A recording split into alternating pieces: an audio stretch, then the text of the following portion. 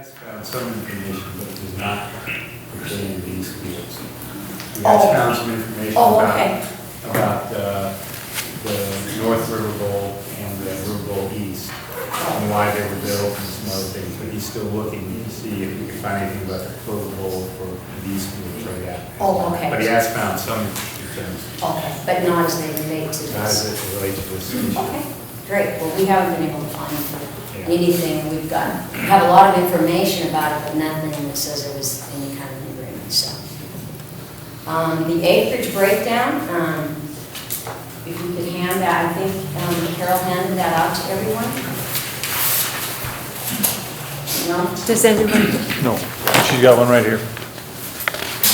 Okay. I wasn't going to see. Maybe, Mike, would you like to just walk us down through it? I know you put this together for us, so if you could walk us through it, Sure. that would be great. This matches the rough, maybe I'll stand up. The best way to think about is in three pieces. There's a section over here, and the mountains over here, Mount Sentinel's on this side. So there's residential housing here, then there's another quarter of an acre here, and there's a little bit of residential student housing here, and then this is roughly 160 acres, or a quarter of an acre, a quarter of a section that has student housing going this way. The Lucent Park where we're located right now, the athletic section is on the west side here. This is the student rec section, and there's the ASUM gardens and the research greenhouses here. And then, of course, the golf course kind of fits itself in here. And the mountain continues on down through here. And in the next meeting, the following one, there'll be I'll have a map that's this size that shows all the zones for this. So it's the student housing that I just pointed out, that's about 44 acres. The student rec section is about 11 acres, or 12 acres, 11.9. Athletics is about 8.9 acres. Transportation and parking, that's the section there's a little parking on the north section here on south. There's another little section over here on the west side. And then there's a section right on the east side of the track. And then there's another section here. Now there's parking with the residential, but I didn't segment that out. And there's also parking with the golf course, this section here. But it'll be hatched in a better zone than next time. This sort of gives you a taste of what we have in our databases. And then I mentioned the ASUM gardens, that little block on the south, almost up against the property line, and the research greenhouses, which are just due east of that one. And then the area that we show on our map, about 73.5 acres, is the golf course. The table has an other category, and part of the research here is there's a stormwater protection easement in this section, and there's also a sewer line going this way, and there's easements on Higgins, highway easements, and south, and Maurice, and up on Woodward. And there's a lot of telephone easements and water easements and electricity easements and natural gas easements, and those are the ones that I'll be compiling here within a couple weeks. And then the last thing is just sort of where the mountain really starts, even though I think one of the tees on the golf course is up there. It's kind of at an angle here, and that's this area, and this area here. And that's the Mount Sentinel. That's the Mount Sentinel. At the 62. 62. Are there any questions? Just on a question, Mike, as much as it's just an observation, it was interesting to me when I looked at these numbers to see that, well, the golf course is the biggest acreage. It's not as big or as great a percentage of the total land mass as I guess I would have, in my mind, had it being. Right. And Mount Sentinel, just, basically Mount itself is 62 acres, it's a pretty big chunk of land too, so. Right. Interesting. And I want to make sure I understand one thing. The transportation parking are basically those new parking lots that's for commuter transportation. It has nothing to do with the parking for the golf course or the housing. Exactly. Correct. It's more the parking transportation services that we heard about. The ones It's almost we like built the last public- 5 years. public Yes. Parking. Public parking. Bless you. Absolutely. Okay. Any further questions or comments? Great, thank you. I'm going to jump real quickly to others, and then we'll go with our land uses, simply so we can, in case any of the members have to leave for some reason. Couple of things, and I didn't have a chance to talk to Ray yet, but one of the things I'd like for each of the neighborhood council members to do, if you would look at the calendars for your council meetings, and it would be good for us to be able to go and present to them in terms of where we are at this point. And then, I'm assuming further down the road, kind of where we end up. So if you could work with them on a time frame that works best for those councils, and I would also ask that you would be the ones to present. We'll certainly know some of us from the committee there, but they're your councils. It's appropriate to be the ones to lay it out. So if you could get back to me, that would be great, and we'll try to get something scheduled. Okay? Great. The other item I did want to talk about is, as looking forward and kind of looking at the plan of where we're at and we might be headed, it looks as if probably about mid-March, we're going to be ready, having heard the current uses and the future needs. We will be in a place where we'll be able to start looking at the possibility of kind of a long working session where we can actually, really sit down and start doing some work. And I would like for Bill to facilitate that as our facilitator. And so I was wondering if there was a possibility at our March 19th meeting that we might be able to go rather than from 3 to 5, from 3 to 7. And I will make sure that there's pizza and pot. And you can provide the beer and soda. Well, I know that's one day that I'm out of town, so sure, I can't send somebody else for that. That's our regularly scheduled meeting, though. That is already scheduled. Right. I just wanted to try to see if we could extend it so that we could have a good working session, but given that we'd be from 3 to 7, we'll need something to energize us. That would be on March 19th. And currently our meeting's scheduled from 3 to 7. I mean, from 3 to 5, but we would do that, we would extend it to 7 o'clock. Give a break for a bite to eat.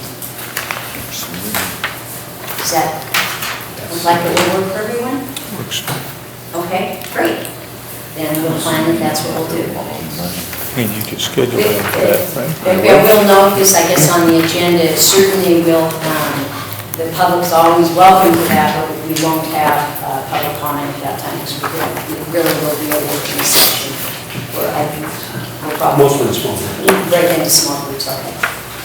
So you're more than welcome, but there won't be time for public input at that time for that particular meeting. Okay, great.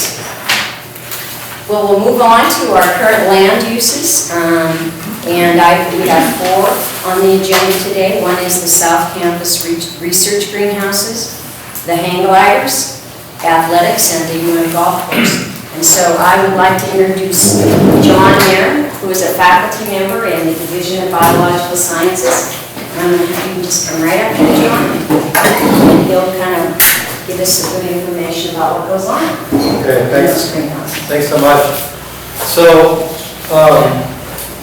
what is been called the research greenhouses is actually a facility that consists of 3,000 square foot greenhouses, what we call a head house, which is a building that's used for potting up plants and getting things ready to go into a greenhouse. And then it consists of open space that's fenced, that has water at the site, that's used for ecological research in the field. So that is, it's used for small-scale experiments outside, but it's next to these greenhouses, so there's, as I say, there's water there, there's protection from disturbance and from the public, and those things are very important. So right now, those research greenhouses and the surrounding open space support about $2 million in federally funded research. That's research in plant biology in the broad sense, mainly split into research on plant evolutionary biology and plant ecology. There's 3 primary faculty in the Division of Biological Sciences that use that area, myself, Dr. Reagan Calloway, and Dr. Lila Fishman. But there's also others who have used those greenhouses fairly extensively, mostly people who have collaborated with us on projects, and faculty or graduate students or postdocs in the Division of Biological Sciences or other units on campus. A little bit of history.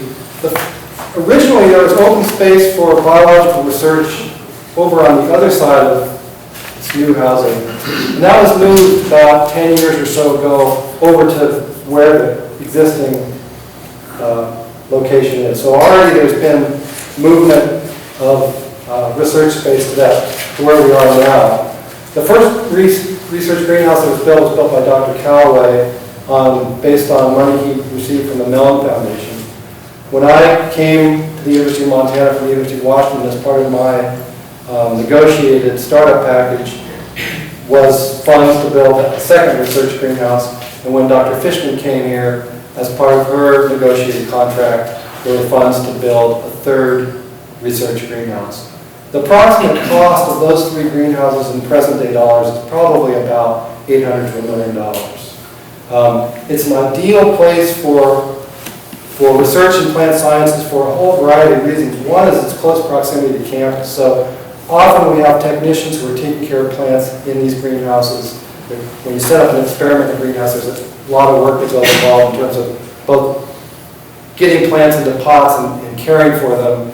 And a lot of these techs they're students, they don't have cars and they can ride their bikes over here any time of the year. It's an extremely convenient location for that kind of research. The other feature of it that's nice is these are greenhouses that, as many of you might know, if you live around here, they have artificial lighting so they can be lit on essentially we can create a spring or a summer lighting schedule any time of the year. That's really important for greenhouse research, and they're heated, which is also really important. And then, of course, there's access to water and other things. So they're very nicely equipped greenhouses that have served a really valuable function. For example, without the greenhouse there, I wouldn't be here. Without the greenhouse there, Lila wouldn't be here. Without a greenhouse, if you work in plant sciences, it's sort of like telling a molecular biologist, oh, come here, but you don't have a lab. It's analogous to that. It's absolutely essential for work if you do work in the plant sciences. Furthermore, as I said, the research space in the fenced area surrounding those greenhouses has had pretty continual high use for as long as we've been there, really. And that's because even though there's a lot of open space here in Missoula and even open space that the university owns and controls, to find open space that's fenced off and close to the public, essentially, gives you a level of security when you're setting up a long-term research that you just wouldn't get if you were trying to do something, say, on Mount Sentinel. You don't have to worry about someone tromping through your experiment. You don't have to worry about someone driving through your experiment. Those things are really, really important when you're putting a lot of money and person power into setting up experiments, and you need that level of protection. There are some areas that are currently used for similar sorts of work at Fort Missoula. The problem there is it's across town, and it's a big commitment to get across there, especially depending on what time of day you go over there. And there's not the level of protection that there is here. I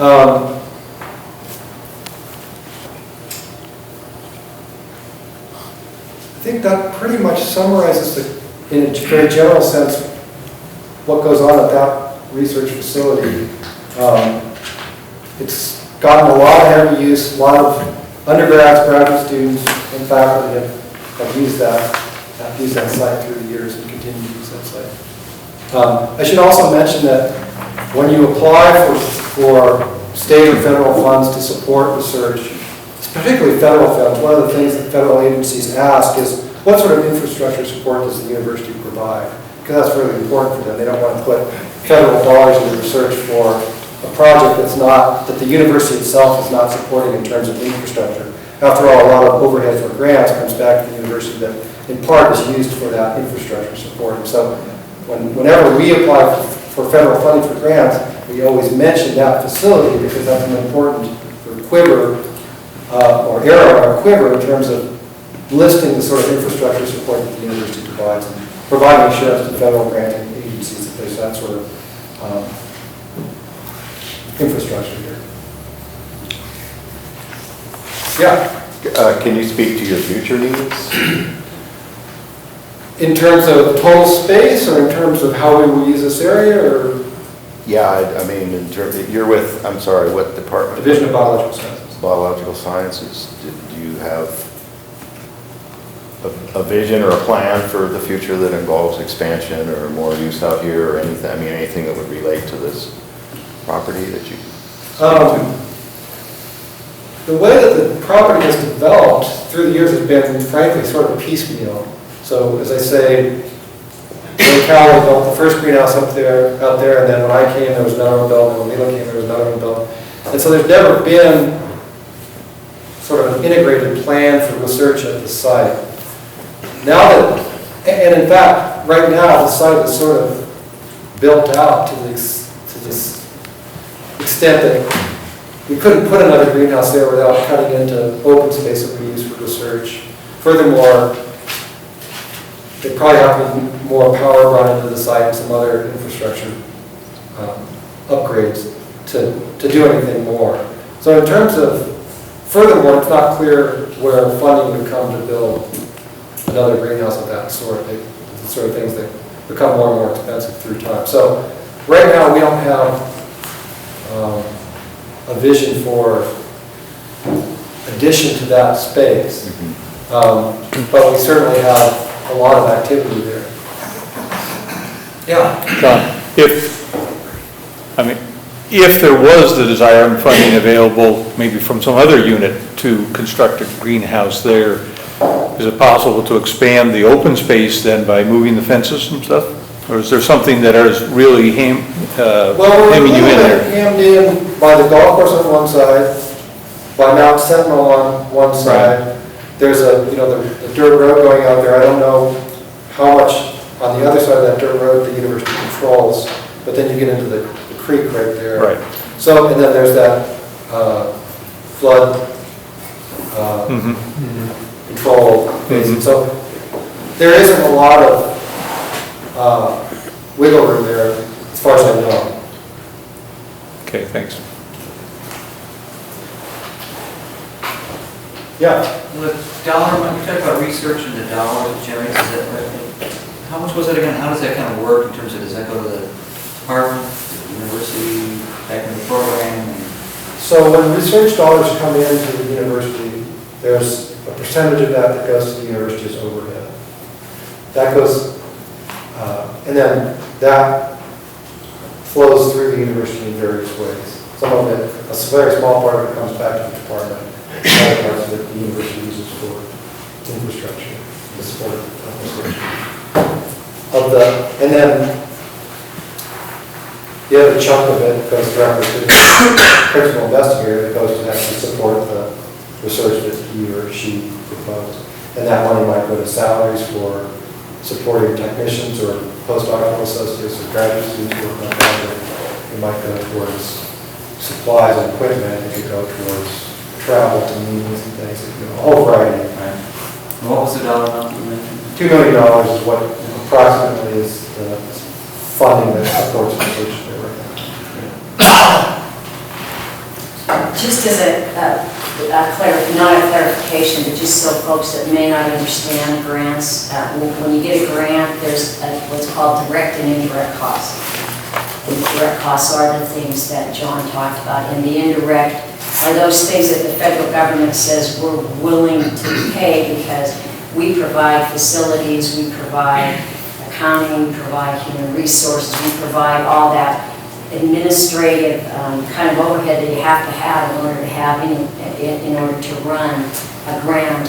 And so that's actually negotiated with the federal government. Each institute, our institution negotiates that rate. And so that's the indirect, and like John had indicated, a portion of that goes directly back to the department, and then the other is put into, part goes into the university to offset some of the costs that it's supposed to cover, and then it also goes back to infuse more research for the university. Excuse me, is that annual funding? No, that's probably funding, that's, several major grants that probably have 3 or 4 year duration.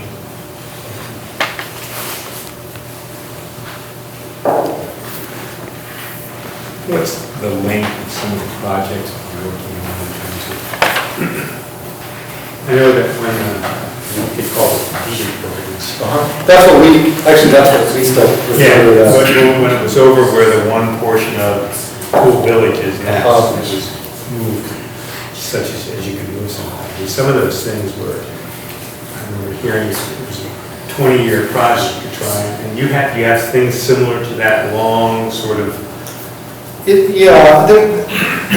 There's nothing going on right now that I would say is a 20-year project out there. And it's a little bit, I'm trying to think of how best to answer that question, because there's sort of different levels that you could answer it on. For example, I grew about 40,000 native plants in my greenhouse over several years that went towards setting up a very big experiment that now is in Fort Missoula. Well, that experiment hopefully will go on for quite some time. We're in the 4th year of it. The funding goes for another couple of years. And then after that funding cycle is over, I'll probably try to apply for new funds for that. So the plants are out of the greenhouse, but the project wouldn't be there without the greenhouse. So that's one level. The other level is actual field projects right there. And there have been a number of field projects that have been reasonably long-term out there. There's been experiments that have been set up, and one of them is still going. It's been going probably at least 6 or 7 years. And then some are more short-term. So it just depends. John, can you talk a little bit more about how your work and what you're doing that ties into instruction for both undergraduate and graduate students? Yeah, so in terms of graduate education, graduate research, graduate students in my lab or in Ray or Reba's lab, or other people who are interested in microbial ecology, for example, use these greenhouses in that area fairly heavily, just as we do. They have their own projects that they're getting started, and that's where they really do them. So in terms of just support for graduate research, which is a huge part of graduate training, their needs are very similar to ours. In terms of undergraduate education, a lot of undergraduates have worked in our labs through the years, and if they're working in our labs, a lot of what they're doing is dealing with experiments that might be out here, or experiments that we have going on in other places. But a lot of undergrads have worked on projects out here through the years. It's a really great experience for them because they get a little bit of experience about just sort of the nuts and bolts of how you put together an experiment in a greenhouse. They get to learn a lot about how greenhouses work, a little bit about just plant horticulture.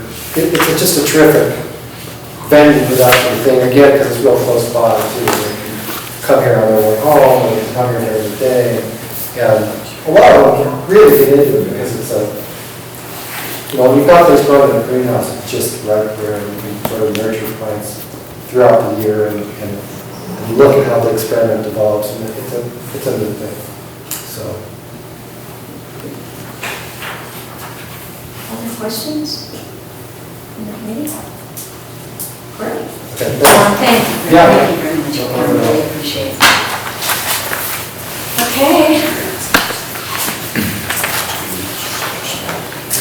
Now I'd like to introduce Bob Shook.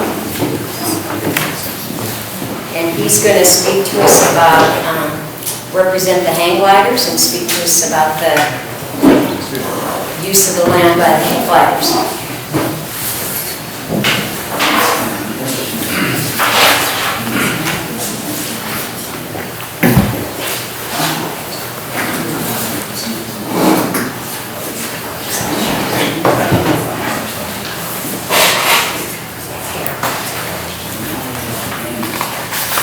I do have a map here that I'd like to place. I think I can take it up here fairly conveniently and quickly.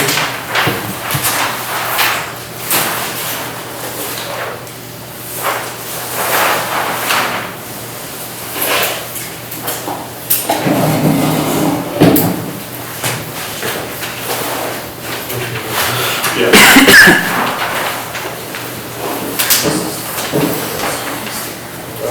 Go this way. Rotate my.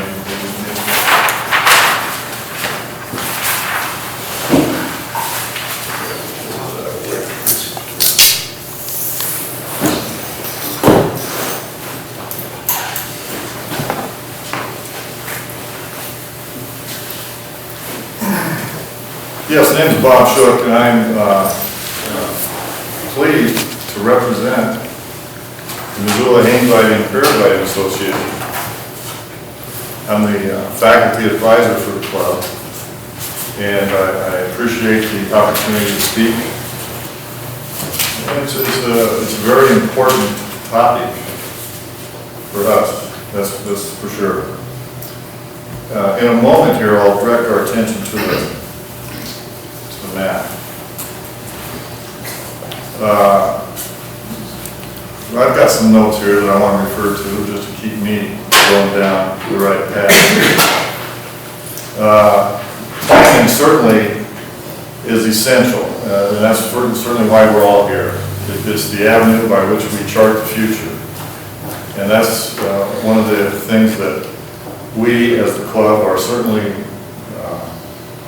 very concerned about.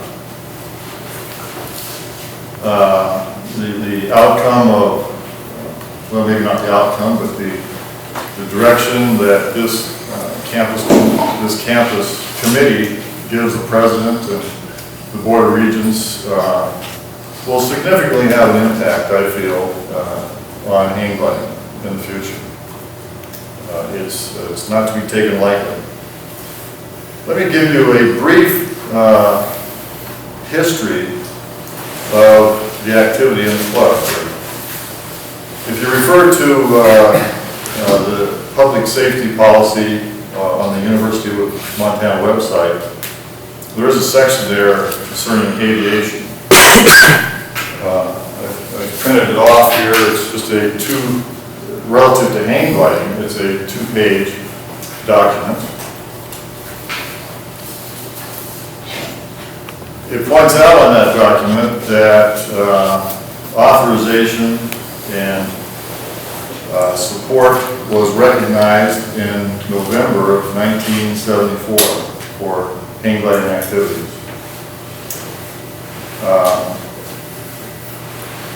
With that support, we've enjoyed 33 years now of support by this university. And that extends not only to utilizing the golf course area and these grounds for landing, but also certainly the top of Mount Sentinel as a place to launch hang gliders from.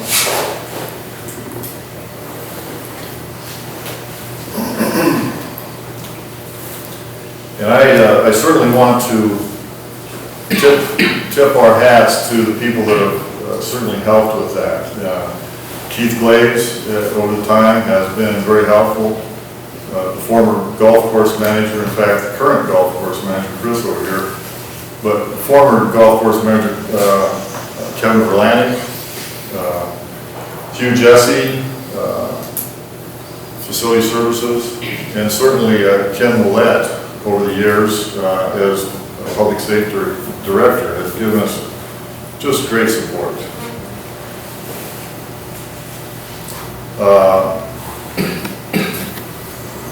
Again, looking at some of the history, back in the middle 70s, when the sport originated, landings were taking place right on the driving range. Gave something the added benefit to the golfers. You know, if they couldn't drive down the center, maybe they could hook it over to a hang glider. You know, Why did you get to remind us of that? Over time, that went away, and other negotiated agreements were developed to have hang gliders in this location or that location, to the current location now that is indicated. I think on the, one of the last maps relative to this housing development, which is right across the way here, it says quite clearly on it, hang gliding or hang glider landing area. It just shows the level of support that the university has had for us over the years. And I can speak for each and every club member, each and every student that the university has inspired to observing such an activity. It's just well received. It's a, I guess I believe it's a success story.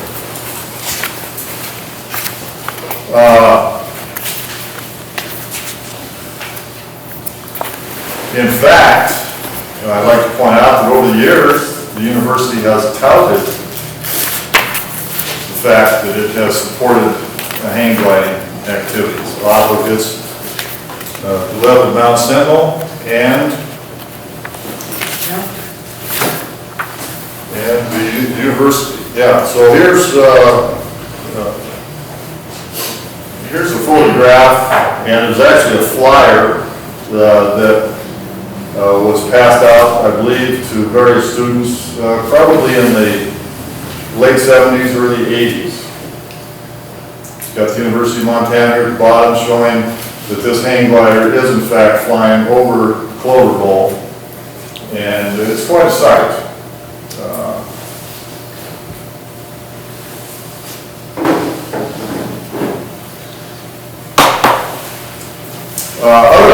Other actually current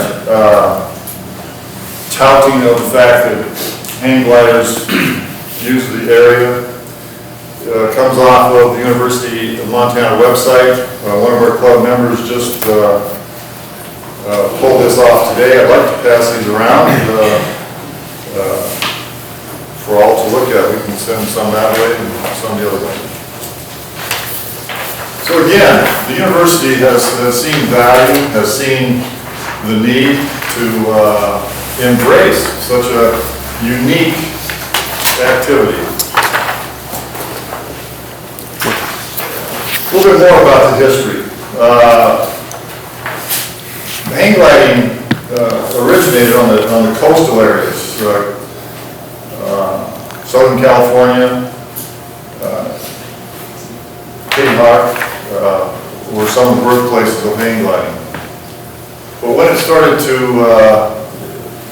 expand beyond that area, we find that Mount Sentinel was the first inland flying site.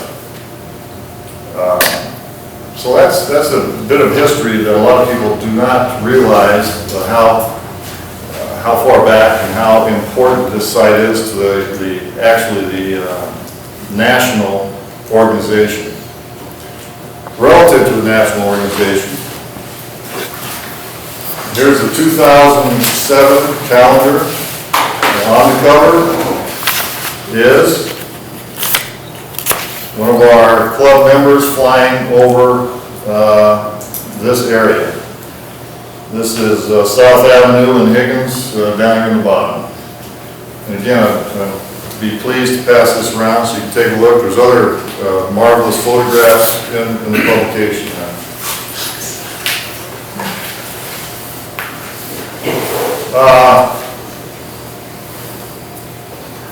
I want to throw a couple ideas at you.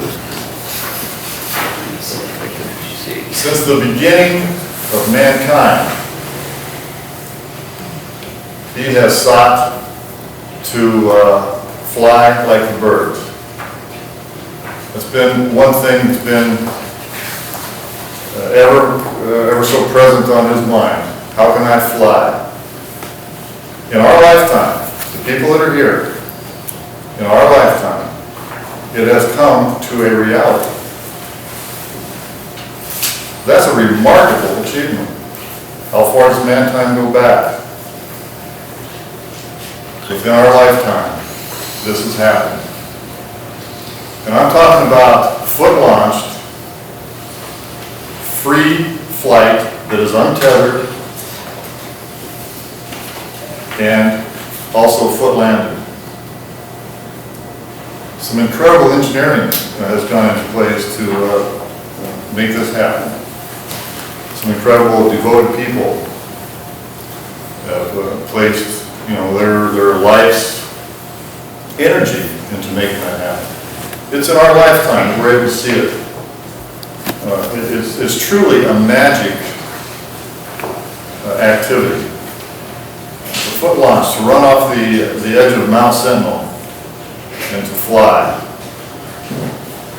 with the hawks, with the birds, with the eagles that sometimes occur. So, with that, I can say that Mount Sentinel is a very special place. I'm talking about Mount Sentinel right now, and I'm going to be talking about the golf course here shortly. I'm trying to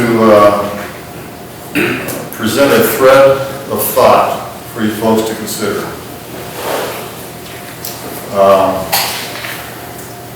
The University of Montana, the citizens of Missoula here have a very special place right here in our community. It's actually a treasure. In fact, I challenge anyone to identify another city out there that's got a university, a city that abuts a mountain such as Mount Sentinel, where such activities occur. I don't know of one myself. That makes Missoula special. Missoula's special for more than that, though. We all know that. Missoula's special for all kinds of things. The Bitterroot River, Clark Fork River, kayaking, rafting. The list can go on and on. Skiing, snowboard. Missoula has so much to offer for people that we all call our fellow citizen, our neighbor. That's why we're here. And yes, hang gliding is in that list of special things. It's one more activity that makes Missoula the special place that it is. We've all heard of President Denison speak of the great value of embracing diversity in people. Absolutely. Diversity in studies. Absolutely. And I believe absolutely diversity in activities that we all pursue that make up our life's rounded nature. We can't all play football. We can't all play basketball. We can't all golf. And certainly we can't all hang glide either. but it's the diversity that makes us the unique place that it happens here in Missoula.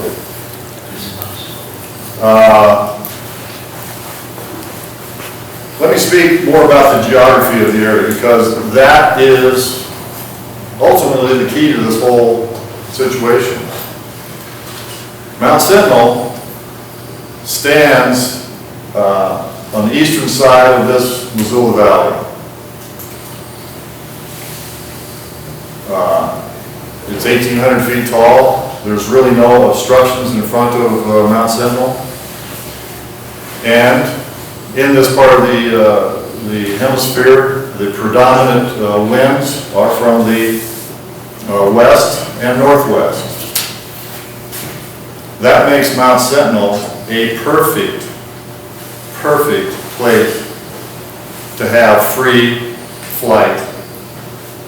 There are very few other areas that have these qualities, these precise qualities. Certainly there are, like I said, I challenge anyone to come up with another city that has the university, the city, the mountain, close at hand like this. Bob, I don't mean to interrupt, I just am getting a little concerned about the time, so that other individuals that are going to speak have time. So maybe if you could just, particularly, I think the current use and is going to be really critical for this community to understand. Thank you. Okay. I will shorten that. Okay. I will try to make my point. Okay, great, thank you very much. So anyway, the placement of Mount Sentinel here in this valley is critical. It is essential, if free flight is to fly off Mount Sentinel, it is essential to have landing. That's where the golf course comes in. This golf course area, as it abuts the base of Mount Sentinel, is the last open space that will allow hang gliding flight to occur.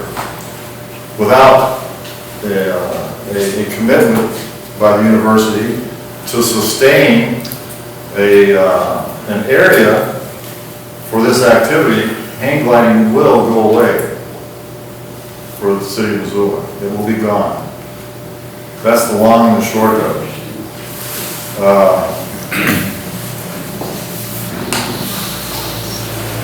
So, in closing, what am I asking? What is the club asking? What do we need? We need an area that is similar in size and nature to this area. Preferably that very area, because it has been identified in the past to work. And we need support from this committee. We need support from the greater university. We need support from the community. Because I think it is a treasure that we have, and once it's gone, it will be gone forever. And I do suggest that where there is a will, there is a way. And I ask for your support, please. Questions? Question. Committee? Yes. Oh, could you lift that up and show us on that larger map where that is? It's right here. It's out here. About, what would be approximate acreage of that, of the current landing site? Because I'm totally intrigued that you're working around the student housing right now. I will not be able to put an acreage on it. I'm not good at that. I just don't know. I could certainly get back to you with linear dimensions. I'm just curious about how far. But you've got the golf course as a buffer, is that how that works? Well, yes, from a west approach, we are able to land in this direction into a westerly wind. From a northwesterly wind, we're able to land from this direction. And like I say, it works. We used to have larger areas over here years and years ago, but we have been kind of shrunk a little bit, and it's to the point that it cannot longer be sustained by shrinking. What's the, can I ask you? Certainly. What's what are the specifics of the current negotiated agreement? I mean, who is that with and for how long? And what does it specify? There is no duration that I know of. It's an ongoing agreement with public safety. It's got to be an ASUN sanctioned club. The club has got to have an advisor.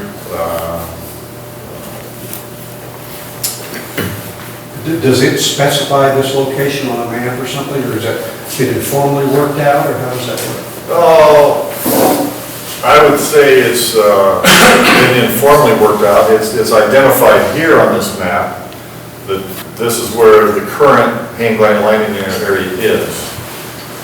And I might add that you know, we don't hope to have a fenced-in area that does do anything except support hang gliding. It's our view that it can be a multiple use area. Green space. You know, again, multiple use. Just some open area. Yes. How many members in the club, and is that students and non-students traditionally? Currently, I can't put my finger on the exact number, but I would guess that there's 28 members. And yes, the bulk of those are students. And there are other community people that can participate in the club activity. They pay dues and offer some support that way. Yes. Bob, you see that as the ideal spot in that area for the hang gliders? I see all the buildings and things around, I guess that's the same thing, a little more concern in that is there... It does have a great benefit in as much of the wind in this area does come from the northwest, which comes right down this alley. So that has a great benefit. We do land to the west if the winds are westerly, and it's a little shorter this way. We are able to set up the landing and come over. There's some trees right here. We're able to come over and drop in and effectively do it. Yes. Bob, remind me on your westerly approaches, I know on your north approaches there aren't any problems because it's coming down. But on your westerly approaches, what's the descent pattern in terms of height?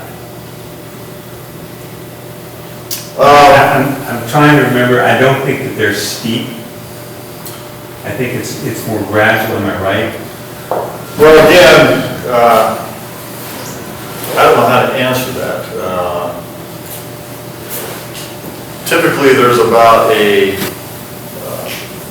4-to-1 glide ratio when you're coming into land. And so if we can set up over in this area with about 200 feet above the trees, 150 feet, we're able to come over the trees, drop down, and come in this direction. And I guess I'm just trying to, I want to make sure I'm showing something. So somewhere around the 5th green, you need to be about 200 feet, and then there's this stair step down. Well, I apologize, I don't know where the 5th green is, I've been on it, but We've played it many times, I know you have. Just go to the fire. Keep blaming it on it. So I guess, say, if just a visual, the center of the golf course sure, at the south end, yes, you're 200 feet above that and start down? yes, Okay. 150, 200 feet. And my notion over the last, since we've done this, and I can remember when we did this, we've had very few problems with the hang gliders and the play fields. We've only, I think, in the time, how many years has Clark Village been there? Most of Park Village was in 2004, so we've only been here a couple years. Okay. And then Tool Village has been since? 96. I think we only had one or two problems that whole time with those two units. Is that pretty good? That's my recollection, I mean, yes. it's been negligent, Yes. and not negligent on anybody's part, it just hasn't happened so much. And the same thing with the play fields, occasionally somebody, Yeah. overshoots a landing, but it really has not been an issue since we moved out there, and this area's worked out well. It has, it really has. Other questions? Rick? I just have a question, is your current landing zone, is it any part of the playing fields, or is it just its own open area right now? It is considered its own open area right now. To my knowledge, there is no other activities taking place there. In fact, we mow it as a part of the agreement every year because it's largely weeds and rough grass, you know. And that's what you guys have put out there. That's true. We try to be good neighbors. We certainly try to work, and it's been reciprocal. It absolutely has been. Yes. Yeah, are there any national organization standards for minimum safe landing zones for hang glidings, anything like that? Or, and as well as, you know, standards for glide paths and approaches, things that similar to, I'm thinking along the lines of an airport or a runway, but are there those kind of standards that they've been developed anywhere, are you aware of? Or? I would like to defer that question to maybe some of the, Carl Hallman is here, he's our safety officer, which is another part of the agreement with club. Yeah, no, there are no minimum standards or anything. It's pretty obvious if you can do it or not usually. And really, since we moved into that area, we've become remarkably better. It's tightened up. Yeah, it's tightened up a little bit. Still more than ample for what we do. Especially in the summer, there's not many people in the soccer field, and if you overshoot by 20, 30 feet, there's nobody over there. It's a little harder in the intramural season. You have to be, we let our more beginner pilots fly in the summer, but we won't let them fly when the intramurals are in. Yes, sir. How often do you guys go up, like, to hang glide? Well, you know, as you might well imagine, it's intensely weather dependent. Right. There might be as many as 12 to 15, possibly even 20 flights on a given Saturday that the conditions are just right.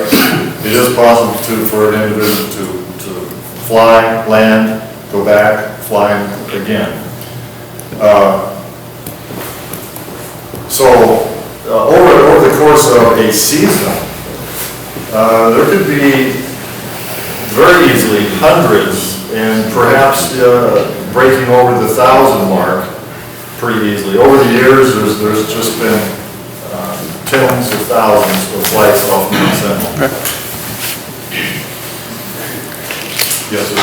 This is dealing with your landing sites, but do you have issues with access to your launch sites? How are you at risk of losing your launch site or your launching capabilities also? We have enjoy an agreement with the Forest Service, which we do have to traverse part of their holdings. There is a locked gate that we have a negotiated agreement with them to provide access to the top of Mount Sentinel. And as you may know, the top of Mount Sentinel is owned by the university, so we're in good shape that way. Other questions? Thank you so much for your willingness to help. Thanks.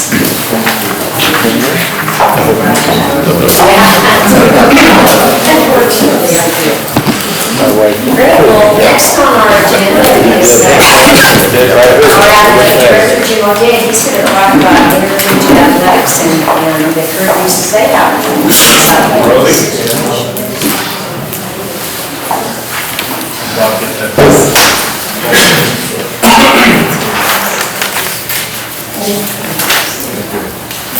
I'm here to talk about this area of land on the area of Higgins and South, a 9-acre piece right here that holds our Dorn Blazer track as well as our soccer complex, our South Campus soccer complex.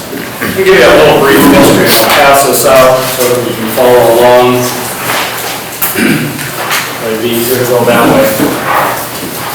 Steal these. Steal those. For many of us who have been around here, Dorn Blazer along Higgins Avenue opened in 1968 in what is now considered the South Campus of the University of Montana.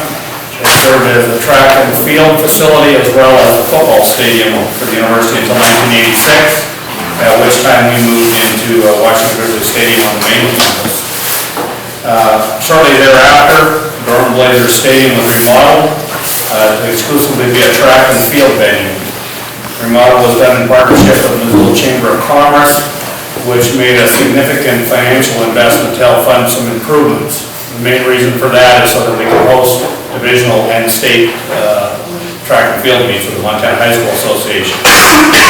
Partnership ended in 1999 when the university removed the old wooden bleachers out there for safety reasons. I think a number of you remember how they were. And the wonderful green paint, I think that most people walked home with after many a football game. It was a real liability and something that we had to address at that point. Dorn Blazer was again remodeled in the year 2001, and that was done in order to host the Big Sky Conference Outdoor Track and Field Championships.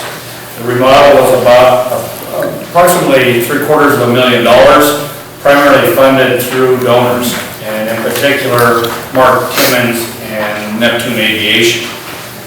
In exchange for that, Mark, who also works with the Mountain West Track Club and basically is the founder of that organization, we had a 5-year agreement with an automatic renewal thereafter to allow them to use that facility. As part of the original donor agreement as well with Mark Timmons and Neptune Aviation, they were able to retain ownership of the grandstands and the judging stands for the next 39 years.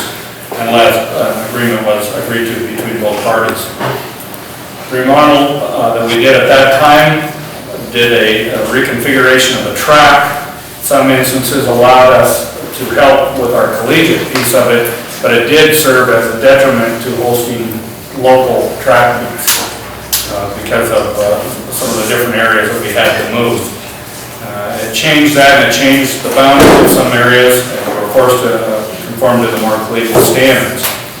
Newest aluminum seats were added. There were 750 of them as opposed to the 3,000 that we needed at that time for football, and the 750 allowed us to stay within the number that we needed to host a track meet for the university at the Big Sky level.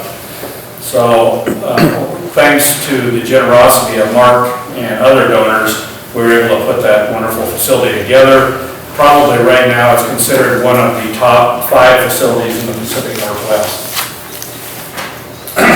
These changes also meant, though, that Dorn Blazer would no longer be available for high school track and field. Basically at the state level, many of them moved to Missoula County High School. However, we do from time to time have some divisional meets from the smaller schools, Class B and C, that we're able to get taken care of at that time. Currently, there are only 3 or 4 non-university events that are held at Dorn Blazer. Athletics rents that out on a per event basis.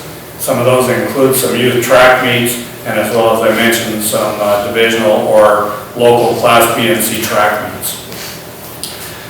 The recent construction of the Lewis and Clark Village, which was 2003 or 4, also resulted in some changes to the existing facility. The hammer throw practice area was taken out for parking, and at the same time, UM Athletics, UM Public Safety, and the Missoula River Valley Transportation Management Association partnered together to build a garage in the southwest corner of the track area for the iRide program. That has also been of real benefit to us because it also included a storage area that was very much needed for us. As far as the South Campus soccer fields, as University of Montana was assessing and addressing its Title IX needs, this was an area, soccer was a sport that we decided that we would incorporate in our programs. We needed a facility, And in 1995, they built a facility in the south campus for approximately $200,000. The stadium replaced the old Campbell's Field. Some of us remember from the baseball days that we had baseball out there. And it also did a little bit of work right around the area for the locker room space. We also, over the years, between the shared facility there for locker rooms, restrooms, etc., while it is not ideal, it is probably something that we will look at in time to repair and renovate. It does serve as a conduit between our track and field programs as well as our soccer programs. And I will say that donors have been very, very generous in that aspect. They have put a considerable amount of money into the locker room space. It is now for soccer a very good locker room space, not ideal again for track and field, but it does get us by at this point. But those are the main pieces in that 9-acre parcel that Athletics currently utilizes. It has been a godsend to us as everyone else continues to fight for space on campus. We know how valuable that area has been. As we look to the future, we have to look at the continuation of our programs. Currently, we have 300 plus student athletes at the University of Montana. Locker room facilities are also at a premium. A lot of our kids at track and field and the others who are out there as well as soccer, soccer pretty much utilizes this area for a locker room, but really it's not a great area for showers and things like that. Track and field, almost you have to dress elsewhere. So those are areas that we're looking at for the future. As we would look down the road, again, in our strategic plan, when we would look at whether it be there or other places, we do someday have to look at an indoor facility for our student athletes. If we're going to continue to move along the path that we currently believe we want to follow. So I guess I would take questions on that now. Give you the opportunity for future Down the road. stuff. Questions of the committee? Perry? Well, it's only about what Jim was talking about at the very end in terms of some additional things. You talked about locker rooms particularly. You would need some footprint for that that's larger than what we've got right now, I assume. Probably, depending on the money available, and it's going to be donor driven. Sure. We could basically renovate that area where the locker rooms are right now. There's not much storage in there. There's really, to tell you the truth, they just took out the male urinals out of the women's locker room area. So we're doing what we have to do with the money available, but you could probably take that area right in there. I hate to put too much money into it. I know we talk about painting it. I think something needs to be done in that area, but primarily in that area, I think you're okay. Okay, good. Really, I don't think that we would take space. And if you were to go to a new facility for indoor activities and stuff, you would want it clustered with these others somehow, probably. Correct. So it We would should be in utilize proximity. that same locker room facility for those. Again, everything is money. No, but I mean for an indoor practice facility. Still in that same general area, so it's clustered right in this whole thing. Okay, that's what I need to know. Thanks. Would it, Some of those we're getting kind of mixed between current. Oh, sure, and future, sure. and that's okay, yeah. But I'm just trying to figure out where we're going with the athletics, but this is good news in terms of the clustering. Exactly. Mike? Really, what I'd like to do is build just knock that whole piece down that's there right now. Yeah. And start over. Yeah. Because there's a lot of wasted space right in there. It's not very well utilized. with this indoor facility, would it be on the existing ground, or would it be an expansion, or? No, it'd be an expansion, but it's not even to say that it would go here. Like someday down the road, it could end up, we will just have to utilize the area that would be available to us. Yep. And right now, we don't know what that is. Can I make a deferral? I had a question from a senator he wanted to ask. That would be considered in when we have public comment. Okay, I'll leave that then. I did have a question though. Is the soccer stadium, is that the north of the track ring? Okay, and then to the east, that area there is used as practice? Okay. Those are the intramural fields. The area that's due east of the soccer Yeah, facility. We're basically talking right here is the soccer field. Right. And here's the track. Okay. And where are the locker rooms? The locker rooms are right in between. basically in this area here. I think that, I think it looks like a hovel. the thing looks like the needs down here. Just for me over there. And then that area that's just to the east of soccer, the rugby pitch. Oh, okay. Built. And there's a lacrosse works in there, and then the men's soccer club, when it exists, works in there. And then periodically, the soccer team uses that for summer camps, and occasionally they'll practice on that for a couple of specific reasons. I believe football does too. don't they? Yeah, football used for 2 weeks in their fall practice, which begins August the 6th. I just have one more, and this Great, probably go goes ahead. to the future, you referred to an indoor facility, what kind of a land need would it have? You know, right now, that's so far still in the future. You know, again, it's gonna probably depend on money, how extravagant or how tight you're gonna be with it. You know, at that, and we have other needs that are ahead of that right now in the process, so, you know, it's really hard to tell. You know, right now, if you looked at a preliminary, you'd probably look at something that would be pretty scaled down, but good enough to be able to help our, you know, we've got to do something about our tennis team that does not have an indoor practice facility, and we're not really sure if we've got an outdoor facility either, so, but we have to do that, and that is a core sport for us at the Big Sky Conference, so we have to have the tennis. Our track and field right now, they utilize the indoor facilities, and we roll down mats, and we do things like that, so that they can practice, but we're one of the few left in the Big Sky Conference that doesn't have an indoor area to be able to practice in. You know, football, possibly, that you can do some things on that day, but probably more for the Olympic sports is critical, so, you know, you could get into it where you had locker rooms built in, you could get into it where you had, just, you know, a larger track area, you could get into it where it has stands, and then you've got to have restrooms, and everything is so expensive that way. I don't see that more likely being realistic. And we'll have Jim come back, because one of the things we want to be clear about is we're looking way into the future. You know, we want to make sure that we're not just thinking about the funds we have today, but once the plans laid out, if that's the direction. But we'll have him come back and talk about that as well. Other questions of Jim?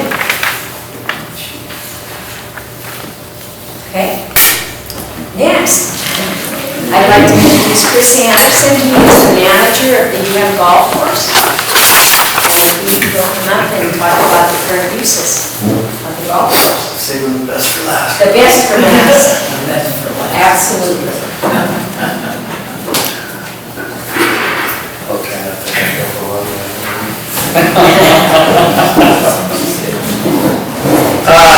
For those of you that I have yet to meet, my name is Chris Anderson, and I'm, like Rosie said, I'm the general manager at the University Golf Course. Entering my 6th season now there. I'll hand out a few numbers here in a little bit. The numbers that I've compiled for you tonight are the numbers that I've been involved with since I took over as general manager in 2002. So they're numbers that I'm familiar with and I'm comfortable with, and prior to that, we'll just leave that alone. So moving forward, just to give you a quick overview of the University Golf Course, obviously the history of it we probably all read in the last couple of years through some of Betsy's articles or whatever the case may be, the timing and everything else, as far as the golf course originally being owned by the students and all that stuff. The golf course itself is a 9-hole golf facility that includes a driving range, a putting green, a practice area, as well as a locker barn for private golf club storage, a cart barn for private and university-owned rental power carts, in addition to our pro shop clubhouse building in between student housing there, as well as our newer metal maintenance facility that was built in 1996, I believe. And the acreage was provided for you there on the sheet there tonight. Some of our current activities, we're home to the four different University of Montana Health and Human Performance classes, two that are conducted in the fall, one that is conducted in the spring, and one that is conducted in the summer. Those classes have a maximum enrollment of 15 students per class, just due to teacher to golf instructor to student ratios. We're also home to LPGA, PGA instructor Ann Laughlin and her private golf lessons. She gives lessons to the entire community. Anybody that wants lessons can get lessons from Ann. She's an independent contractor and leases out the driving range from us on a percentage of her business. We're also home to several leagues, three leagues from the Mount Sentinel Men's Association, one league from our Mount Sentinel Women's Association, our Elderly Gentlemen's League that they call themselves the Jarrett Callers that play Thursday mornings. We're also home to a Thursday night ladies league that is open to the public. We're home to over 50 junior golfers in the Missoula community that Mr. O'Day's kids kind of grew up on our golf course before they got jobs at Missoula Country Club. I should point out that I'm kind of in a catch-22 here, being that I am the golf course general manager and being that most of this development plan entails the burial of that golf course. So, kind of in a catch-22 here. I know that, I know what the future kind of holds, but I know you guys have some important decisions to make and everything. So, I'm just trying to speak on a level playing field here if I can. So, we're also home to the Mountain West Cross Country Meet. Jim talked about Mr. Timmons' donation to UM Athletics. We've been hosting the Mountain West Cross Country Meet for almost 20 years now. We're also home to, we've been home to two of the last four Montana High School Association state cross country meets, as well as UM's own cross country meet that they host with the field in the late fall. In addition to that, obviously recreational jogging, walking areas pass around the perimeter of the golf course, in addition to recreational cross-country skiing and sledding.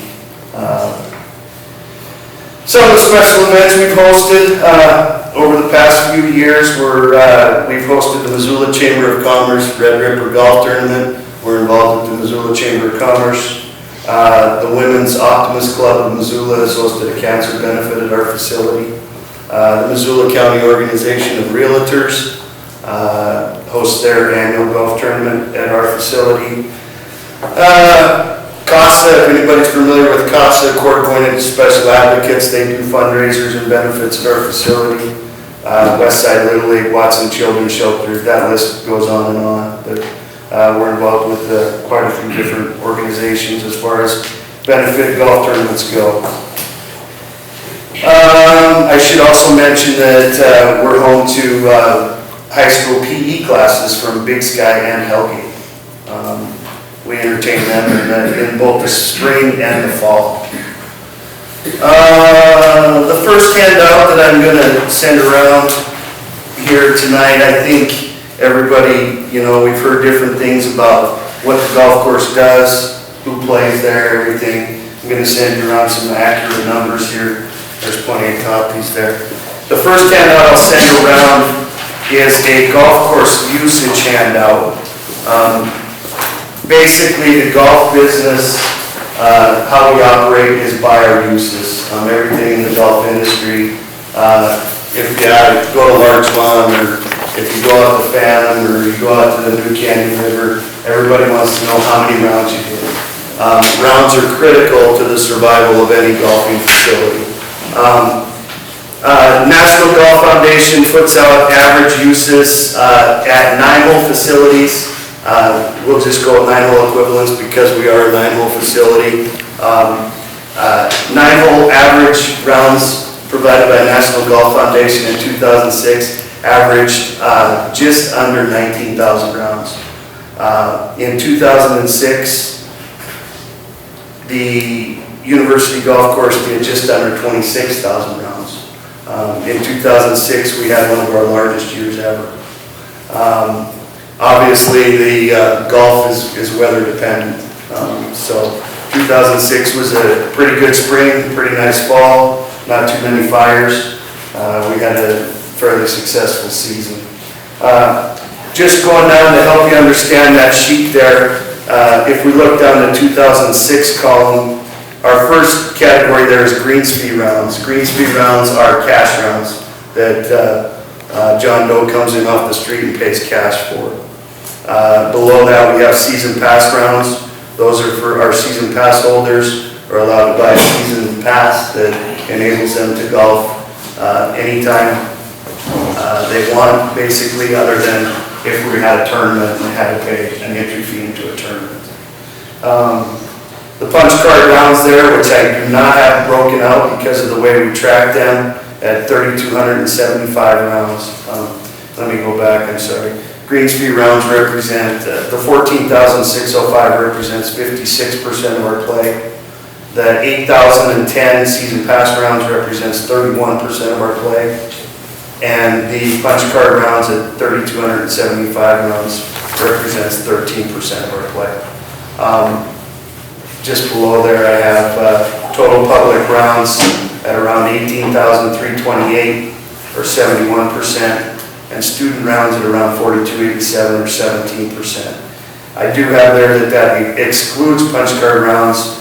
My best guesstimates are that student rounds are, out of those punch card rounds there, you could probably take another 3 to 4% of those punch card rounds as student rounds. The punch card we offer is a 10-round punch card for 10 rounds of golf for $80. Students pay $10 any day of the week, so they save $20 by buying a punch card or getting their parents to get one for Christmas or whatever the case may be. Therefore, I think you can put, which is important to this committee, our student play at around 20% of our rounds played. I think that's probably important to everybody here. Whereas the general public's probably around 80% of our play. Just down there at the bottom, prior to 2006, some of the the name escapes me right now, one of the senators came to me and asked why we didn't have a student rate 7 days a week. Prior to 2006, students received a discount Monday through Thursday, but everybody paid the same Friday, Saturday, Sunday. So what we did, I was all for it. We did increase the student rate a little bit, but offered them a discount 7 days a week. So now students were paying $8 Monday through Thursday, $14 Friday, Saturday, Sunday. Students now pay $10 all 7 days a week. It actually, when it washed out, when I did the math on it, it worked out to about $1,000 revenue difference in our favor.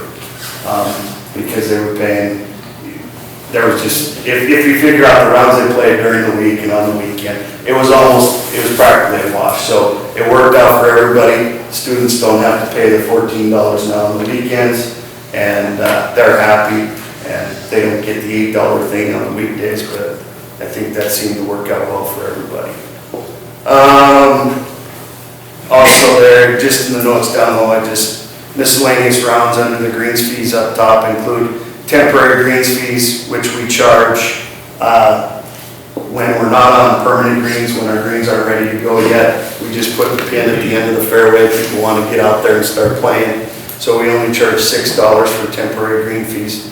Twilight rounds after 6 p.m., we charge a discounted rate. High school PE rounds, I give the high schools a discounted rate to come and play 3 holes of golf, just to get going. And then comp rounds, donated rounds, and rain checks.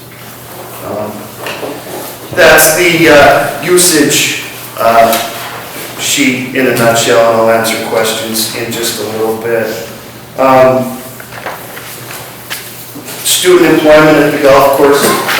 We currently employ 6 to 8 students on an annual basis in the pro shop, 4 to 5 students on I shouldn't say annual, on the summer, on a seasonal basis in the clubhouse or the restaurant area, and 8 to 10 students in the maintenance shop on the grounds crew.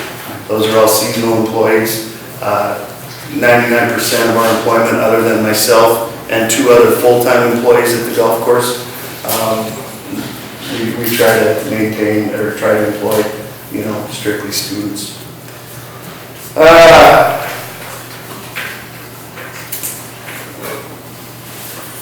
Get my other sheet here. How much money does the golf course make? Do we make a huge amount of revenue? That depends on what you classify as huge. The golf course is, however, Do you break even? we do more than break even. That's right. We do more than break even.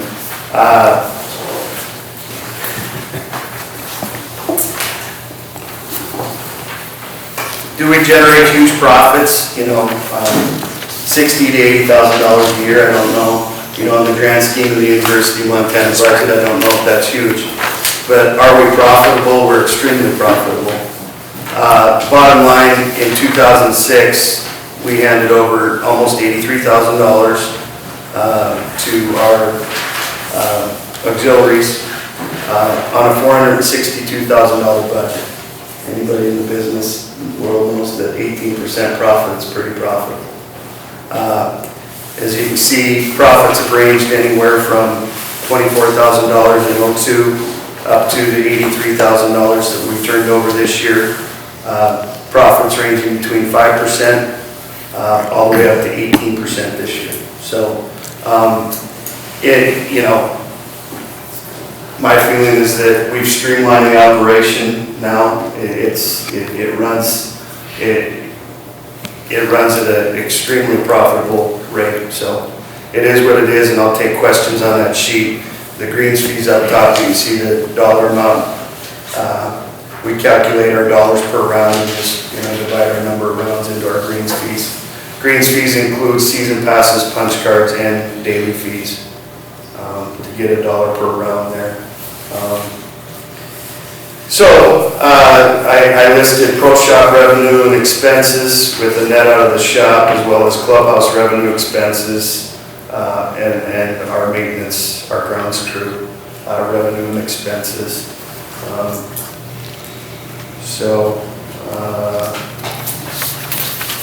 Future needs, I need 9 more holes. We're not going there yet. No.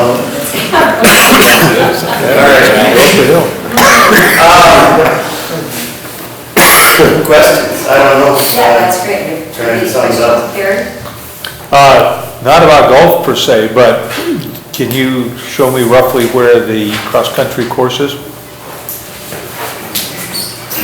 Right here. No, they use the entire golf course, Barry. They start on our driving range. Let me get figured out here. Here's the driving range right here. Right. They start on the driving range right here. The course runs out and across, loops down around here. They come back across down the one fairway along the maintenance road, up the hill on Mount Sentinel, and wrap back around and finish over here in between 1 and 4. So, Okay. I mean, That's what I needed to know. yeah, they use the entire golf course. It would be, it'd be possible just to, Where do your profits go? You have general fund, particular department? we're in, I guess, currently, the golf course prior to, when was the rec center built, 02? 01? We opened in 01. Prior to that, the golf course was its own auxiliary. Now we're under the campus recreation umbrella. So, campus rec, we're involved, we're intertwined with the campus rec operating budget. Just like the Grizzly Pool or just like the outdoor program, we're part of campus recreation. Steve? Read it. Oh, me. Oh, sorry. Oh, you go ahead. No, you- No, you, no. Go ahead. I'm curious how you have revenue in your maintenance category. Yeah, I was hoping nobody would catch that. That's courtesy of UM Athletics. What Jim talked about, the maintaining of the play fields and whatnot, we have an agreement with UM Athletics.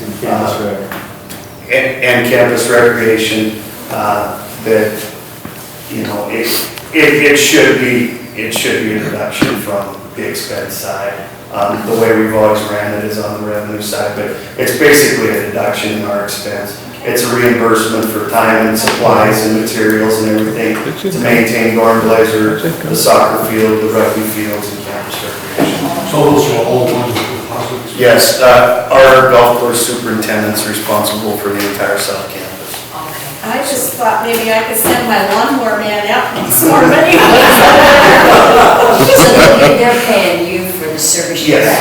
provide. Yes. Gotcha, gotcha. And that's just an agreement between campus rec and the golf course and UM Athletics. Good. Yes. Chris, do you have any rough numbers on that driving range? You know, Yes. or, I mean, it's not on here, but. No, and I'm glad you brought that up because that's something moving forward. I don't obviously know the future of the golf course, but the driving range as a practice facility, maybe with, you know, some practice facility around it. The driving range, because of its location, does roughly $60,000 to $65,000 a year.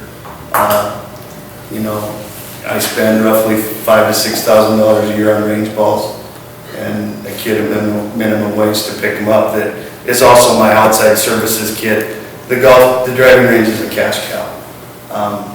It does extremely well. What's the acreage on that? I'd say the driving range is probably 2 acres maybe. Acre and a half, 2 acres right here. This is number 1. This is number 9. Our parking lot's back here. This is our cart barn right here. This is our pro shop. We have a little locker barn right here. That is our putting green, and here's our driving range right here. Yes. But have you ever thought of elevated tees? Yes. For the driving range? Yeah.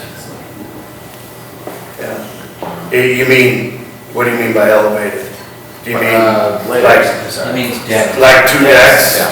Yes. 2 or 3 or Yeah. someplace. Infrared heat. It's the only way I can get it up in the air. Oh, you want to tee, oh, okay. No, practice facility wise, it's not cheap, but practice facility wise, you know, we have, you know, you'll have a Friday afternoon that you can't get on the driving range. We could definitely use more hitting stations.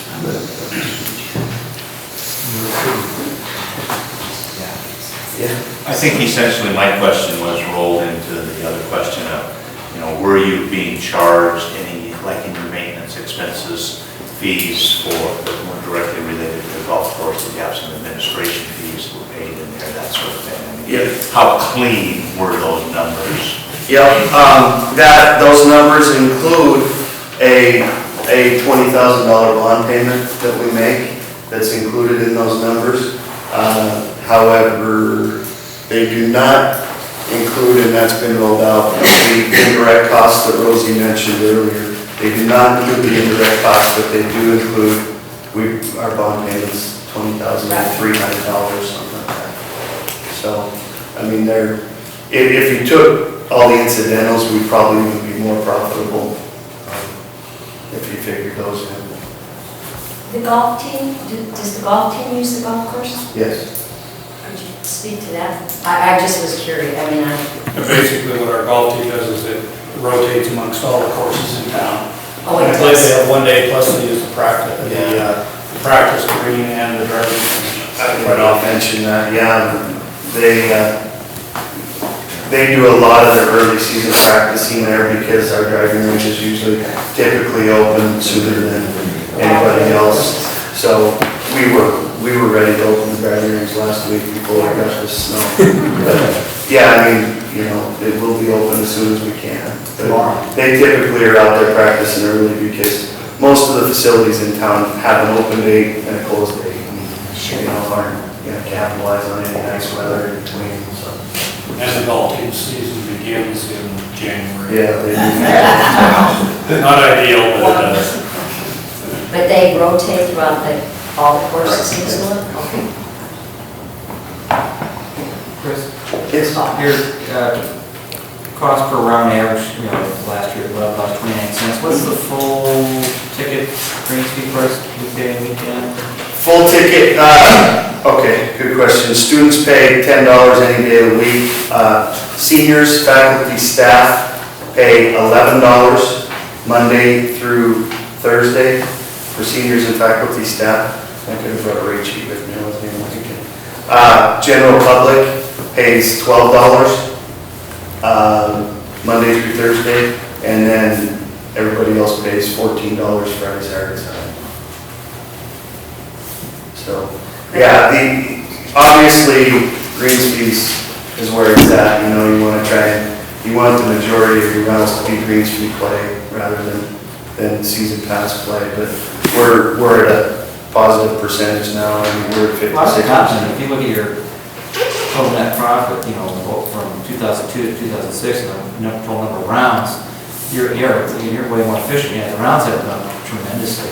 No, like I said, I feel real comfortable that we've streamlined our budgets and, holding the line and we figured out a decent way to make some money. The other number that's interesting, if I'm reading this right, is season pass rounds. By far the largest usage of the season pass rounds is the senior category, 22%. Correct. Yep. And, if I could really just briefly touch on our niche, and whether you think this is important or not, but the reason we have been successful as an operation is because of our niche. And our niche in this community is beginning golf. We're very playable, we're very affordable, we're very flat. And with the addition of Phantom and Canyon River, and we still have the Highlands and the Country Club and King Ranch and Linda Vista, I mean, we had a very good year. And the reason for that is because of our niche. And that's a relaxed atmosphere, and good customer service, and we're able to be successful. But the beginning golf is, it's important to the community. If the golf course goes away, in addition to the senior play, the beginning, you can't go shell out $35-40 to learn how to play golf. Or you can come and pay $12 and, have a good time and not be pressured. So as an activity, it obviously depends how important it is to the committee. I know you have some important decisions to make, but that's why we've been so successful. How many other courses are there in town? You rattled the names off. Well, Canyon River is a brand new facility that was built out in East Missoula, an 18-hole facility. Phantom Hills is the 18-hole facility that was just purchased by a private couple that's going to go private, so that won't be public. The Country Club is private. King Ranch at Frenchtown. Then you have Larchmont, our 18-hole. So you have public, you have Larchmont, Linda Vista, Highlands, King Ranch, if you want to count Frenchtown, us, and Canyon River, so you have 6 public facilities. And then Phantom, which will soon be private, is my understanding, and the Country Club is 2 more private facilities. Phantom's going private. That's the word. That's the word. I just had a question. I know that when they built this facility, they remodeled some of the holes. Yes. Is there any possibility, the way you're structured now, that you could work with less, or where your current land uses are? How is that is there a chance of reconfiguring and? Yes, we could always work with less. I think, if you were interested in keeping golf, you probably have to look, keeping the golf course as it is, no. You'd probably have to look at a scaled down Linda Vista type executive facility with smaller holes and, the remodel you're talking about when they built Lewis and Clark here, number 7 right here, was remodeled and then it wasn't done properly. And we ended up turning number 7 into a par 3 because building C over here was losing quite a few windows. You can see the nickel marks on the side, you can see on it. But, as we currently are, there really is no, reconfiguration would be a remodel, talking about new greens, you're talking about even to keep a 9-hole par 3 type executive facility, you're talking about quite a bit of money, just a remodel. Maybe how many acres like Linda Vista is? Boy, I'd say they're probably half our size. I'd say they're probably roughly 35 to 40 acres. I mean, they're not too spread out. That's a 9-hole course. Yeah. I don't know, how many, it's par Yeah. 3, par 4s. One par 4, two par 4, Yeah, 2 par 4s and the rest. It's an executive style. I know. What does that mean, executive? Executive, where the term came from was for the businessman who wanted to go have lunch and didn't have time to play 2.5 hours. He'd go out and play, they called it executive. He'd go out on his lunch hour and get 9 holes in an hour just playing par 3s. They're mainly just par 3s. Take your wedge out, 7-iron and a putter. You don't need your full set of gloves, just go out and play. So, yeah, that's where the term came from. The par 3 is what we call it around here. Yeah, executive.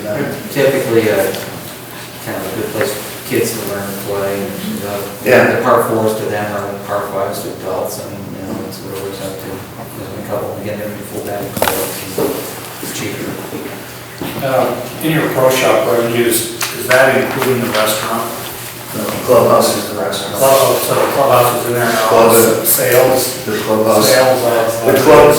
Does that go to the pro shop revenues? Merchandise is in pro shop revenues. Pro shop revenues and merchandise.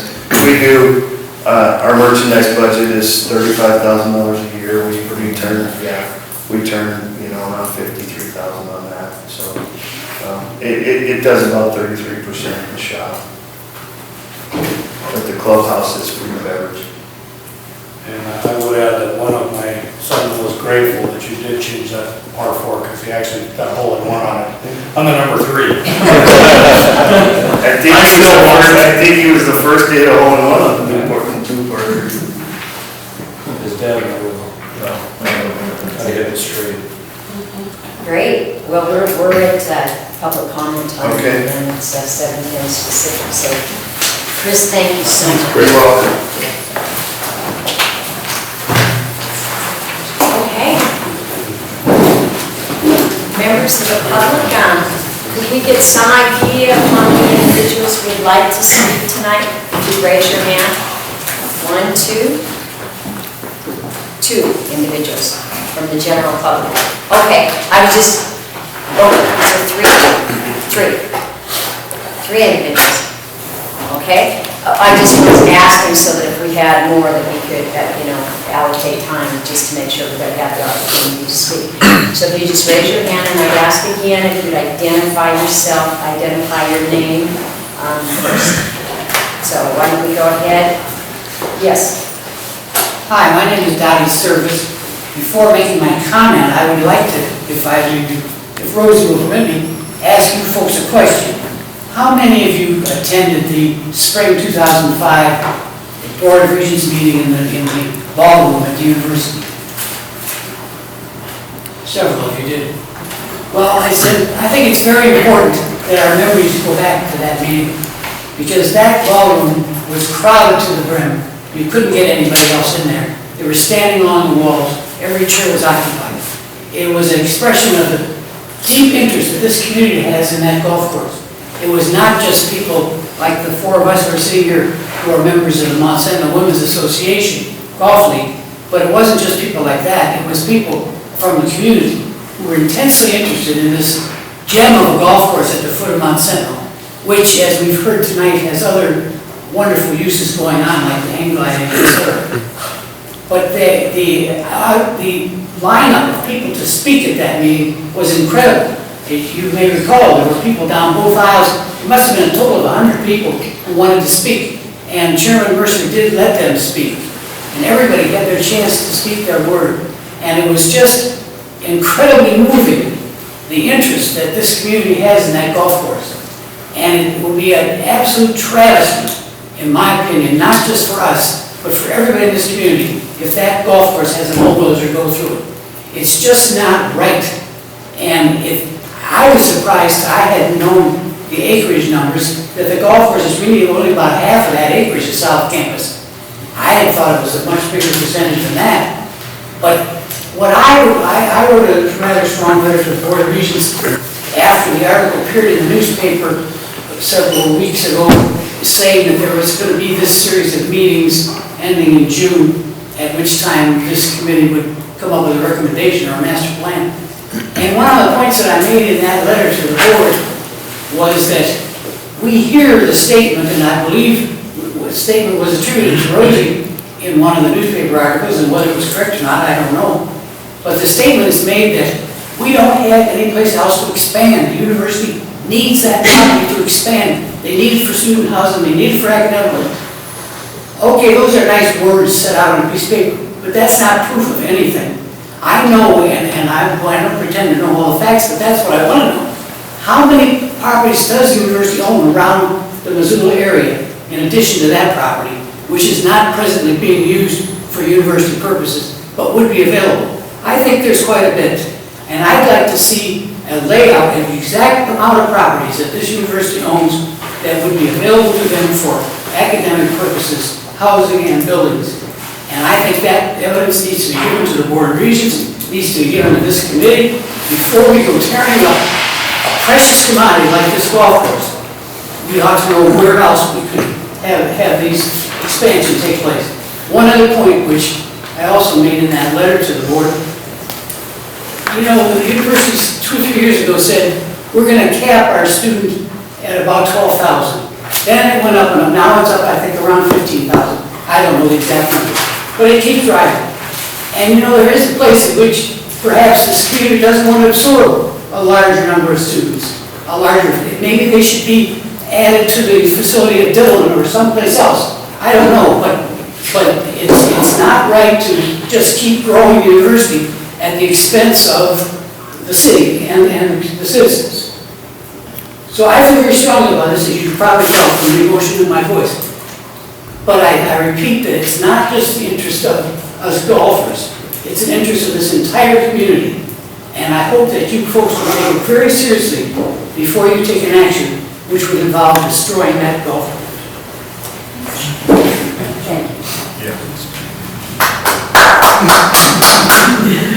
Well said. I'm Diane Pickens, and I'm president of the Mount St. Helens Golf Association. That's a hard job, Paul. Don't believe me. I don't enjoy doing this. But just a bit of the summary of the committee that we may not have been able to reach before. The question often gets asked of us is why the university golf course? Why don't we go to Larchmont? Why don't we go?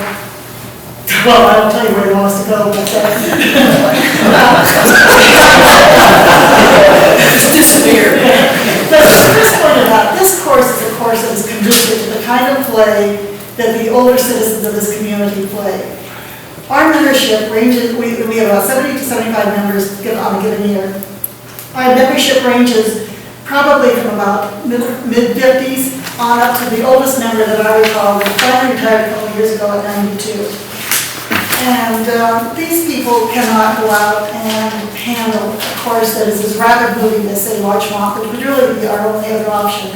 Highlands obviously is there. Highlands cannot be walked by the average golfer, certainly not in our age category. It's just too difficult. And whether you think that's just us, I can tell you that a lot of our members walk the course. I can't tell you how many times out of the university course I have run into students and football players on top of that use a cart and we walk. So it's not just because we're not fit, but we like the exercise. That's one of the reasons we are out there. It's a social outlet for most of us as well. So it's extremely important to our lives. But we need a course that people can walk to get out and get that exercise and so forth. And as I say, Larchmont, if you're trying to give a tee time there, you understand that it's a very fast-paced course in that they have a high volume of traffic out there. They want you moving along and moving fast. They don't want people that have errant shots or get into the water or a few things like that because it takes longer to play. And so, I think for old folks, we do pretty darn well. We had learned, but there's just a relaxed feeling out there that you don't get at some of the other courses. Well, and it's good for the young folks. And that was my next point. Yeah. And it is a place that people can learn how to play, and that is extremely important.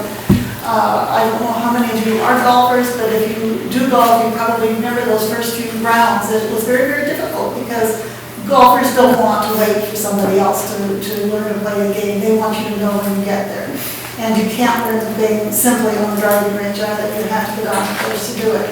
The university lends itself to that, and it's an extremely valuable asset to this whole community. Golf has gotten to be a real primary athletic endeavor for so many people. And to have a course like this is just an asset that I can't begin to explain to you how really valuable it is.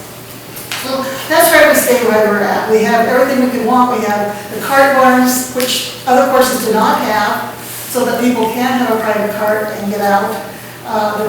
The cost is reasonable. They have a clubhouse that we can use for meetings and so forth that we wouldn't have at any other course. It just really meets our needs and the needs of the men and so forth as well. Now the question also gets asked, well, what will you do if in fact we take away your course?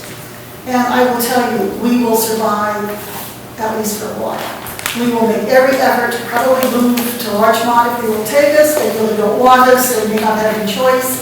We're pretty army wells, and sometimes we find we're getting things done that they don't necessarily want. But I do believe in my heart that we will die a very slow death. And at some point, our organization will cease to exist. I hope it stays until I die. I'm 82 right now, and believe me, the golf course is my life. Without that golf course, I give up. Yeah, this group has been going on for probably about 50 to 60 years, so it's not that we're new to the area. This is a very old group in many respects of the word. So anyhow, I just want to make that point, that you are serving a very valuable service, or you are giving us a very valuable service when you keep this course open and available to the community. And oh yeah, she wants me to be sure to mention to you that obviously open space is important to this community as a whole. If you recall the last election and the vote that went overwhelmingly for green space in this community, this is probably some of the most important green space we have. It's right next door to where we are right now. And so I want you to be sure and keep that strongly in your mind as you make decisions on how this plan is going to be used. The last couple parting words, I know in my family, because we're both golfers, but this outlet here keeps us connected in a very, very strong way to the university per se. Now, granted, we go to the football games, we go to the basketball games, we go to this game, we go to that game. I wish I could go to a few less games, but Jim doesn't.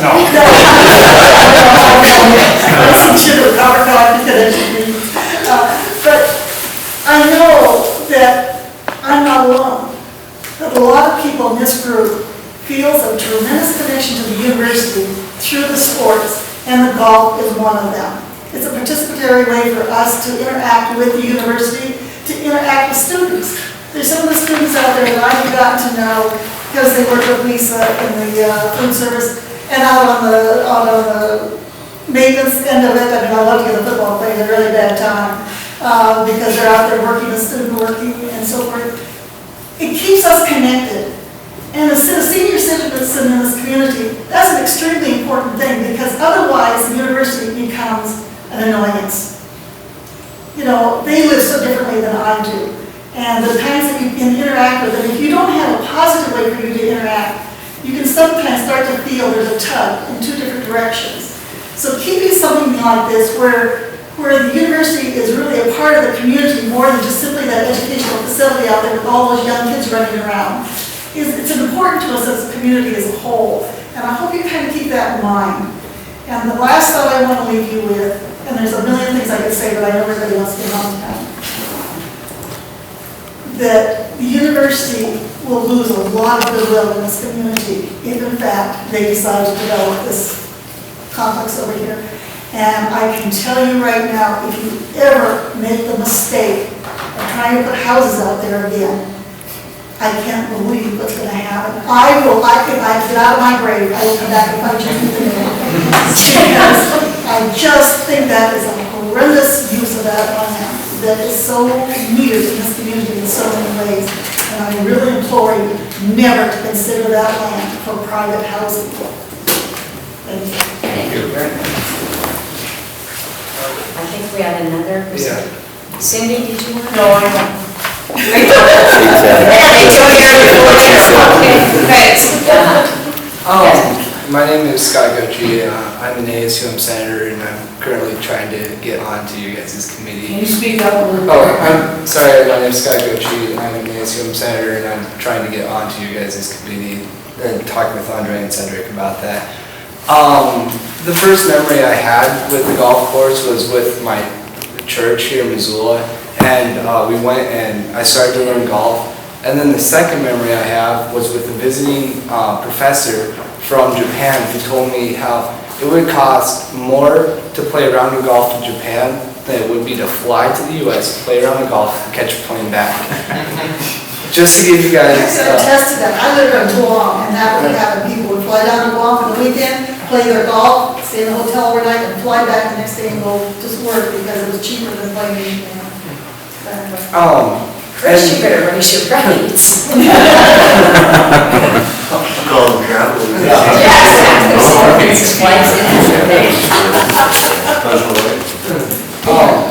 And one thing that amazed me was his son tried his hardest to get here, to go to the university just so that way he could play here. I watched cross-country meets from all around the state of Montana, and what brings students here? It's not necessarily just the buildings and everything. You have to have a reason to get them here, and if they're involved in track and country, and then they come here. So when you just look at the numbers, it's hard to go, okay, here's what we're making, 100,000 minus 20,000 that goes towards the bond. You sit there and you go, what will we lose with the state's interest in it?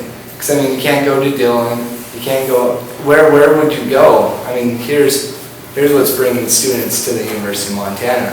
And now you're just, we're just going to send them over to the Fort Missoula to run track. We lose that many students potentially. So it's just something that numbers-wise you can't bring into this. So hopefully I'll see you guys on that side of the table in the near future. Thank you. I'd like to say something to it, even though I didn't. That's okay, no, you're fine. Everybody wanted to speak out limited. Could you please state your name? My name is Maureen Walsh, and I'm at this meeting by default. I came with a friend, and I think part of a lot of what they have said is true for the community. I mean, I golf occasionally at the university. The golf doesn't mean all that much to me. I mean, I love golf, but if you took that golf course away from me as golf itself, it wouldn't mean that much. But I have been involved in the university since 1980, and to see that course go, I'm emotional about it too. But it would be like cutting off an appendage from this community. And I feel very strongly about it. I would just like to add, I hope you folks took seriously the part of my talk where I said, you ought to demand a list of all the properties that the university owns in the Missoula area that might be available to them for use to develop. So this is not the only place that they have. Steve. As Bob and I spoke before the meeting, it's ironic that Dottie brings that point up, because my concern, one concern that I've had about this whole process is that it's piecemeal, and we're dealing just with the South Campus. We're not dealing with the land that the university owns on the north side of the river. We're not dealing with any of the other lands. And I think that when it makes a manageable process out of it, most certainly, but I think you miss the opportunity to look at the larger picture and have a larger overview, and to do more meaningful, more useful, long-term planning for where some of these bits and pieces will not only be best located 2 or 3 years down the road, but 10, 15 4 years down the road. I think that's certainly on our, and leave the golf course out, I know that that's very important to a lot of people, but I think that it allows to get a better overall use, and there's already a campus plan in place that deals with that acreage. And if we develop a south campus plan, and then will the next step be a north campus plan, whatever the lands are on the other side of the river. And then when we deal with sport lands, when we deal with the college and technology lands, how does all of that dovetail together? And does the final piece of the puzzle become the little piece at the top of Mount Sentinel that you own, and you decide that that's where you develop your final skybox, or whatever it is that goes up there. But I think that you're missing a golden opportunity to do a little better, longer range, more involved planning process that might lead to a better product in the end. I would like to point out that there's only 2 properties between 5th and 6th that the university doesn't own, so as soon as they get those, they're just waiting until they can possibly purchase them without using the affirmative act, the right, sorry, I just blanked out that term, but. Eminent domain. Eminent domain, so pretty soon they'll have even that right there where they'll be looking for buildings and stuff, and so, I mean, opportunities will present themselves in the near future. And that particular property is in the master plan up at Mount Campus.